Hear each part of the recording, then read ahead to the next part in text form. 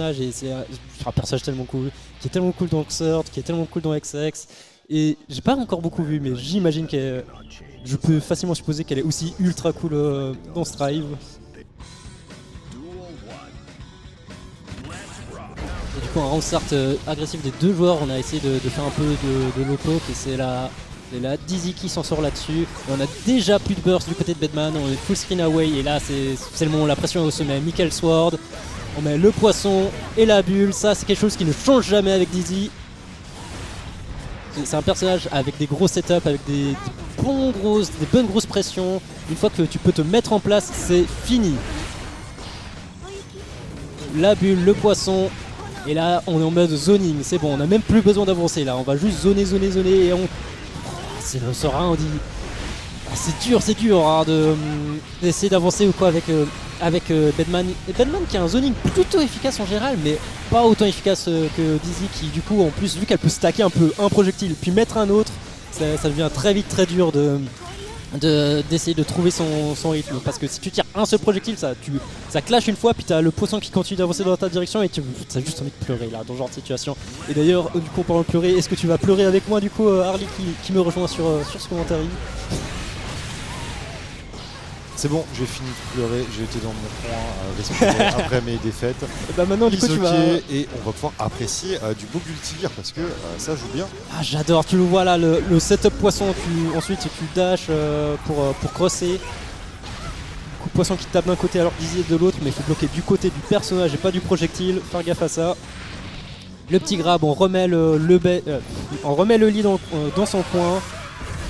Ah bien sûr, la reversal c'était un safe, ce setup était plus que safe, du coup on peut pas reversal là-dessus. Michael Sword on pète le mur, on a un pixel de vie.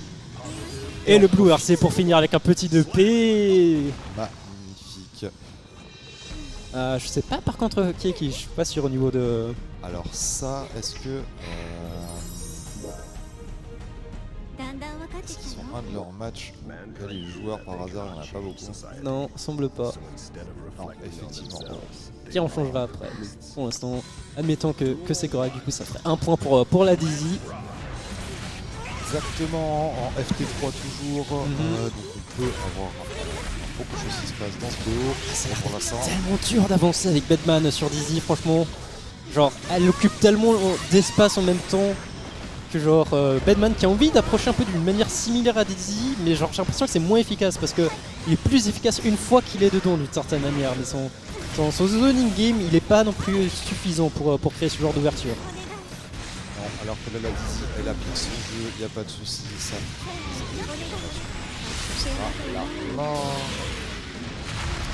Bon gros laser comme on les aime. Ah, il s'appelle déjà super. Attends, j'ai un blanc maintenant. Gamma Ray. Un truc comme ça. Alors, franchement, les noms des attaques. Oh, ça va. Tu vois là, le stalactite il s'appelle I use that for free, to fish. le poisson il s'appelle Whittle Calot. Ok. Ça c'est très marrant. Mais j'ai envie de dire ça, c'est mieux d'avoir les noms de spécial de Dizzy que ceux de Bedman. Hein, parce que moi, on est peut-être à l'école, on est peut-être à l'EPFL, mais je suis pas là pour faire comment t'appelles ça, des fractions, Ah, c'est des équations mathématiques. Ouais, c'est ça, ce genre de choses. C'est des équations, les trucs de Bedman, d'accord, très bien. Et du coup, un deuxième match tellement explosif qui est passé genre en un clin d'œil, genre même pas eu le temps de dire quoi que ce soit. Et on retourne à Character Select, et c'est sûr que là, franchement, après cette fois explosée comme ça, je comprends que t'as envie de changer de rythme. Et en parlant de changer de rythme, Zato, ça c'est très bon pour changer de rythme. Il a une certaine range, hein, comme celui qui n'est pas vraiment un zoner mais va jouer plus à mid-range, va installer son jeu. Et justement, et là Zato c'est le puppet, le perso qui aime bien te rentrer dedans quand même un petit peu, qui peut zoner un peu de loin grâce à sa puppet, mais qui est surtout là pour s'installer. Et surtout, c'est un personnage qu'une fois qu'il est entre guillemets setup, il contrôle énormément le rythme du match en fait. Notamment même quand il a pas réussi à setup, oppose peut forcer énormément de réponses de l'adversaire. Et en parlant de forcer des réponses, là on dirait que c'est la Dizzy qui force un peu tout le jeu dans l'immédiat. Exactement, c'est le principe, hein, un perso qui veut rentrer dedans face à un perso qui zone. C'est dans ce genre de situation que la Dizzy est vraiment pas à son aise. On va voir à quel point très bonne game pour l'instant, ça reste patient. C'est sûr que là on a bien joué défensif dans le coin face à Zato alors que c'est l'endroit le plus effrayant au monde. Et hein. ça Une fois que t'as énormément, on joue très safe, on joue les normaux. pour voir si ça touche et on trouve l'ouverture. On a surtout, Clutch. ce que je trouve très cool, c'est qu'on a bien joué autour du timing de quand Eddie a pu disparaître pour pouvoir poser une pression explosive au moment le plus clé possible. Et on l'a vu, ce cross-under, on s'en fout, on l'attrape cette Dizzy. Oh, on a très bien réagi au Dust, on finit instantanément avec un petit light punch. Enfin, avec un petit punch, ici. Avec un petit 2P. Avec un petit 2P, merci. C'était pas un... Ou un 5P peut-être, j'ai pas fait attention. Non, je crois que c'était un 2P. Lui burst des Et deux cette côtés. fois-ci, Ah, le Dust charge qui passe. dust. Ça va faire super mal. Ah, pas de grosse conversion. Et par contre, du coup, on a le command grab. J'allais dire justement, on va faire stall pour récupérer le Eddie. Et le command grab le fait très bien pour nous. Et Le low. 2K. Et on trouve les réponses avec ce Zato. Ça a l'air effectivement de mieux fonctionner hein, que les deux matchs précédents. Il a fallu juste se mettre en jambe.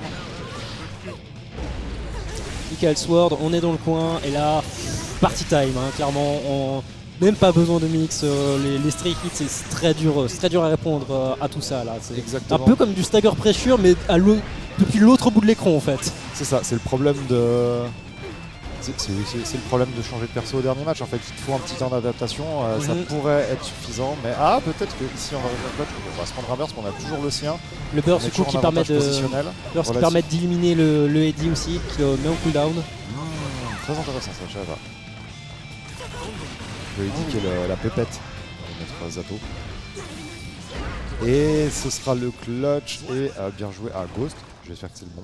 On espère que c'est le bon, mais magnifique match pour notre joueur de Dizzy en tout cas. Qui a montré une confiance absolue, alors que c'est un personnage qu'on voit pas beaucoup, hein. Les gens ils sont pas très confiants sur le personnage. La seule personne que je connais qui joue le personnage, c'est parce que c'est de la loyauté depuis